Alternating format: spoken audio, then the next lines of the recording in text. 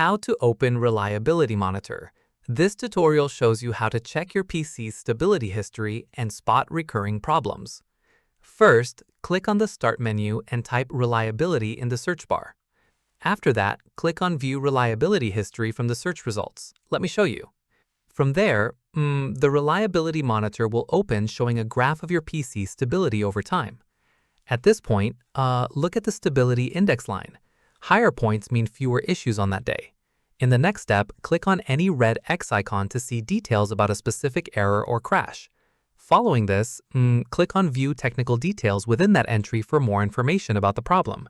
Once done, use the View By option at the top to switch between days and weeks for a broader overview.